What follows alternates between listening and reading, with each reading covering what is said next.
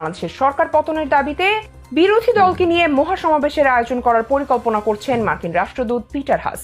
রাশিয়ার মুখপাত্রের এমন মন্তব্যের বিপরীতে পাল্টা জবাবও দিয়েছেন মার্কিন প্রশাসন। अस्सलाम वालेकुम व्यूअर्स, मैं हूं एहसान खान और आप देख रहे हैं हमारा यूट्यूब चैनल एहसान रिएक्शन विद एहसान। मैं उम्मीद करता हूं आप जहां भी होंगे एंजॉय करते होंगे, मज़े में होंगे और फिटफाट होंगे। व्यूअर्स, बांग्लादेश ने वो काम कर दिखाया जो साउथ एशिया में कोई और मुल्क नहीं कर सका।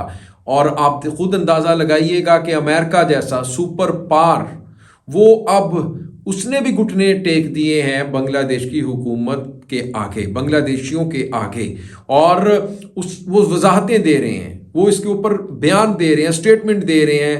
वो कह रहे हैं कि हमने कोई भी इंटरवेंशन नहीं की, कोई भी मुदाखलत नहीं कर रहे इनके इंटरनल मैटर्स के अंदर बांग्लादेश के। क्योंकि वो वजाहत क्यों दे रहे हैं इसके ऊपर मैं आपको बताता हूं। क्योंकि आपको पता है कि रशिया ने कुछ एविडेंसेस दी थी बांग्लादेश की हुकूमत को।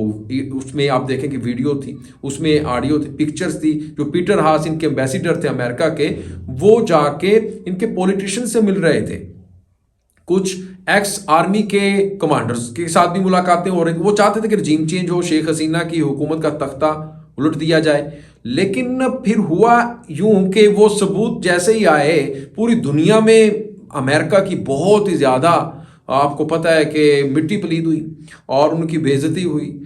ये एम्बैरसमेंट उठाने के बाद फिर अमेरिकन अब कह रहे हैं कि हम बांग्लादेश के पर्सनल मैटर्स में, या फिर ये कह लें कि मुदाखलत नहीं करते, हम उनके इंटरनल कोई भी मैटर्स हैं पॉलिटिक्स को लेकर, कोई और लेकर हम नहीं करते मुदाखलत। हम तो सिर्फ जमहूरियत चाहते हैं, हम तो सिर्फ इलेक्शन चाहते हैं और हम रिस्पेक्ट करते हैं बांग्लादेश की हुकूमत को। अब ये अमेरिका कह रहा है, यानी आप खुद हिसाब लगाएं कि अमेरिका और रशिया किसके दरमियान है। यानी बांग्लादेश के इशू को लेकर अमेरिका सुपर पावर और रशिया सोवियत यूनियन अब दोनों आपस में भिड़ रहे हैं बांग्लादेश को लेकर के। यानी बांग्लादेश सोने की चिड़िया है। बांग्लादेश इस जियोग्राफिकली हम देखें उसकी पोजीशन, तो वाकई ही बहुत इंपॉर्टेंस इख्तियार कर चुका है। और वो कह रहा है अमेरिका कि ये जो रशिया है, ये इसने जो ऑडियो वीडियोस के सबूत की बातें करता है, ये एविडेंसेस की, झूठ बोलता है।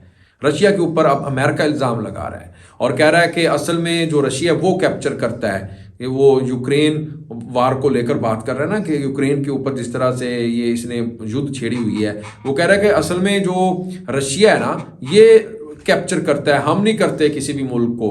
अब उनकी तरफ से ये स्टेटमेंट सामने आ रही है। रशिया और बांग्लादेश, इनका भी बड़ा अच्छा आपस में ताल्लुक है, रिश्ता है, प्यार है, प्रेम है, मोहब्बत है, रिलेशंस हैं। उसकी वजह क्या है?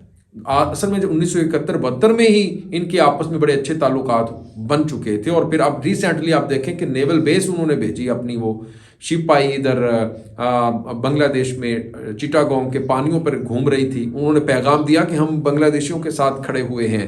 तो इसी के ऊपर वीडियो है बांग्लादेशी मीडिया की, कि वो बताया ये जा रहा है कि अब जो पाकिस्तान में जिस तरह से रजीम चेंज हुई, लेकिन फिर रशिया ने सिर्फ एक बार बयान जरूर दिया था इमरान खान के हक में, क्योंकि इमरान खान ने विजिट किया था, सफ़र किया था रशिया का, और फिर उसके बाद उनकी हुकूमत तब्दील हो गई थी। अब वो कह रहे हैं कि शेख हसीना को वो अपनी बहन मानते हैं, प्यूटन सरकार, और वो तो बांग्लादेश के साथ खड़े हुए हैं। ये नहीं है कि वो सिर्फ एक बयान देंगे और फिर स्टेटमेंट दे के एक साइड पे हो जाएंगे, नहीं। वो कह रहे हैं कि वो तो बांग्लादेश के साथ बहुत ही ज़्यादा बातचीत भी कर रहे हैं और बांग्लादेश के साथ हर तरह से खड़े हुए हैं। तो यही फ़र्क है कि अब अमेरिका को भी डर है वो किस तरह से रजीम चेंज करेगा, क्योंकि दुनिया में अब वो बदनाम काफ़ी कर दिया है बांग्लादेश ने, रशिया ने उनको। तो ये वीडियो देखते हैं जी, फिर इसके ऊपर बात करेंगे। 3, 2, 1 एंड क्यू। এবার বাংলাদেশের রাজনীতির প্রসঙ্গে পাল্টাপাল্টি কথার যুদ্ধে নেমেছে রাশিয়া আর মার্কিন যুক্তরাষ্ট্র।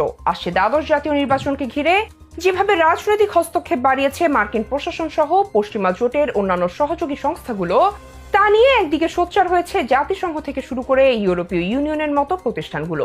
সেখানে বাংলাদেশের রাজনীতিকে ঘিরে মার্কিন বিরোধী পাল্টা বক্তব্য দিচ্ছে রাশিয়াও। বাংলাদেশের সরকার পতনের দাবিতে বিরোধী দলকে নিয়ে মহাসমাবেশের আয়োজন করার পরিকল্পনা করছেন মার্কিন রাষ্ট্রদূত পিটার হাস।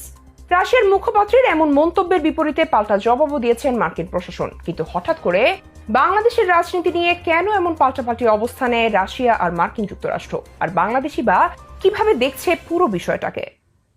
সবকিছু ঠিকঠাক থাকলে আগামী 7 জানুয়ারি হতে যাচ্ছে বাংলাদেশের দ্বাদশ জাতীয় সংসদ নির্বাচন। ঘোষিত তফসিল অনুযায়ী চলছে মনোনয়ন ফর্ম বিক্রি, চলছে প্রার্থী বাছাই, বিভিন্ন আসনে মনোনয়ন বিন্যাস চলছে নির্বাচনে অংশগ্রহণ করতে যাওয়া রাজনৈতিক দলগুলোতে। তবে রাজনীতি বাংলাদেশের অভ্যন্তরীণ হলেও সেখানে কথার লড়াইয়ে নেমে পড়েছে দুই পরাশক্তি দেশ রাশিয়া আর আমেরিকা। বাংলাদেশের অভ্যন্তরীণ রাজনীতিতে হস্তক্ষেপ চালিয়ে আসছে মার্কিন যুক্তরাষ্ট্র, এমন অভিযোগ তুলেছে রুশ প্রশাসন। বিশেষ করে বাংলাদেশের মতো দেশে সরকার পতনের আন্দোলনকে ঘিরে বিরোধী জোটের সঙ্গে মহাসমাবেশ আয়োজন করার পরিকল্পনা করেছিল মার্কিন রাষ্ট্রদূত পিটার হাস। মহাসমাবেশের পাশাপাশি দেশের রাজনীতিতে সরকার বিরোধী মনোভাব গড়ে তোলে এবং বাংলাদেশকে অস্থিতিশীল পরিস্থিতির দিকে ঠেলে দিতে নানা কথা উঠেছে যুক্তরাষ্ট্রের বিরুদ্ধে। এমনই এক মন্তব্য করেছিলেন রুশ মুখপাত্র মারিয়া জাখারোভা। জাখারোভার দাবি, মার্কিন যুক্তরাষ্ট্র পিটার হাস বাংলাদেশের সরকার বিরোধী আন্দোলনের পরিকল্পনা করতে বিরোধী দলের একজন নেতার সঙ্গে বৈঠক করেছেন। এর প্রক্রিয়ায় যুক্তরাষ্ট্রের পররাষ্ট্র দপ্তর বলছে ইচ্ছাকৃতভাবে ভুল তথ্য উপস্থাপন করছে রাশিয়া। রাষ্ট্রদূত পিটার হাসকে নিয়ে রাশিয়ার পররাষ্ট্র মন্ত্রণালয়ের মুখপাত্রের বক্তব্যের প্রতিক্রিয়া জানতে চাইলে ঢাকার মার্কিন দূতাবাস থেকে তাদের পররাষ্ট্র মন্ত্রণালয়ের মুখপাত্রের প্রতিক্রিয়া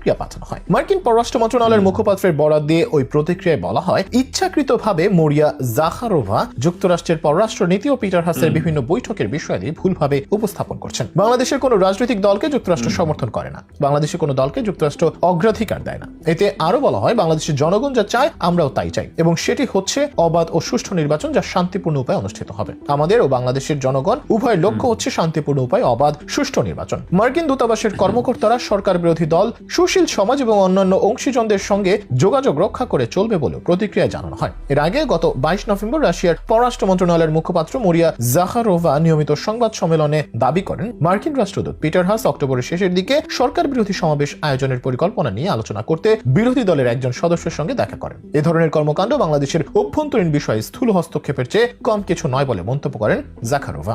সম্প্রতি রুশ পররাষ্ট্র মন্ত্রণালয় তাদের এক্স ও ফেসবুক অ্যাকাউন্টে জাখারোভার এই বক্তব্য প্রকাশ করে। তবে এদিন এই সংক্রান্ত আর কোনো বক্তব্য প্রকাশ করেনি মস্কো। এরপর গত 25 নভেম্বর রাশিয়ার মুখপাত্রের পুরো বক্তব্য প্রকাশ করেছে ঢাকার রুশ দূতাবাস। মারিয়া জাখারোভার দাবি, খবর পাওয়া যায় যে মার্কিন রাষ্ট্রদূত ও বিরোধী দলের নেতা ওই বৈঠকে সরকার বিরোধী বড় প্রতিবাদ সমাবেশ করার বিষয়ে পরিকল্পনা করেছেন। রাষ্ট্রদূত ওই নেতাকে যুক্তরাজ্য, অস্ট্রেলিয়া ও অন্যান্য কয়েকটি দেশের পক্ষ থেকে সহায়তা দেওয়ার প্রতিশ্রুতি দেন। রুশ মুখপাত্র আরো জানান, যুক্তরাষ্ট্র ও এর মিত্ররা স্বচ্ছতা ও অন্তর্ভুক্তিমূলক নির্বাচন নিশ্চিত করার অজুহাতে বাংলাদেশের রাজনৈতিক প্রক্রিয়া প্রভাবিত করার চেষ্টা করছে এবং এই বিষয়টি আমরা অনেকবার বলেছি বলেও উল্লেখ করেন রুশ মুখপাত্র। মারিয়া জাখারোভার দাবি, মার্কিন রাষ্ট্রদূতের আচরণ নগ্নভাবে ভিয়েনা কনভেনশনের লঙ্ঘন এবং এটিকে ওয়াশিংটন ও তার মিত্রদের পক্ষ থেকে একটি স্বাধীন রাষ্ট্রের অভ্যন্তরীণ বিষয়ে হস্তক্ষেপ হিসেবে বিবেচনা করা যায়। তিনি আরো বলেন, রাশিয়ার মনে কোনো সন্দেহ নেই যে আগামী 7 জানুয়ারি নির্বাচন বাংলাদেশের কর্তৃপক্ষ আইন। तो व्यूअर्स, आपने ये वीडियो देखी जनाब, वो भी यही कह रहे हैं कि पीटर हास के ऊपर बांग्लादेश ने भी ये ऐलान कर दिया था सैंक्शंस का कि अगर वो श्रीलंका से दोबारा, क्योंकि वो वापस चले गए थे अमेरिका, अगर आते हैं ना बांग्लादेश, उसके ऊपर हम सैंक्शंस लगाएंगे, पाबंदी, अरेस्ट कर लेंगे। और ये हुकूमत ने ऐलान कर दिया था बांग्लादेश की ने। अब देखें कि एम्बेसडर हैं अमेरिका के और उनको अरेस्ट करने की धमकी कोई और मुल्क तो नहीं दे सकता, ये सिर्फ बांग्लादेश ही ये काम कर सकता है। और यही वजह है कि अब बांग्लादेश को लेकर दो सुपर पावर आपस में लड़ रही हैं, झगड़ रही हैं, यानी अमेरिका और रशिया। वो चाहती हैं कि हमारे उसके साथ बड़े अच्छे ताल्लुकात हैं, रिलेशंस हैं बांग्लादेश के साथ, अमेरिका ये कहता हुआ आपको नज़र आ रहा है। और दूसरी तरफ रूस ये कहता हुआ नज़र आ रहा है कि बांग्लादेश के साथ तो हमारे बहुत ही दरीना ताल्लुकात हैं। जब ये आज़ाद हुआ था, सकूत ढाका हुआ था, तब हमने इनकी हेल्प की थी, वो ये कहते हुए नज़र आते हैं।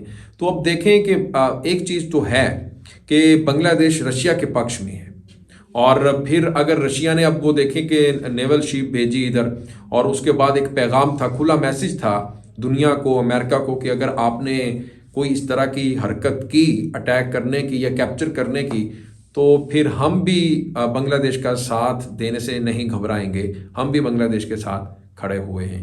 आपका इसके ऊपर क्या कहना है, कमेंट सेक्शन में जाइएगा और कमेंट कीजिएगा। मिलेंगे इंशाल्लाह नेक्स्ट वीडियो में, तब तक के लिए अल्लाह हाफिज़।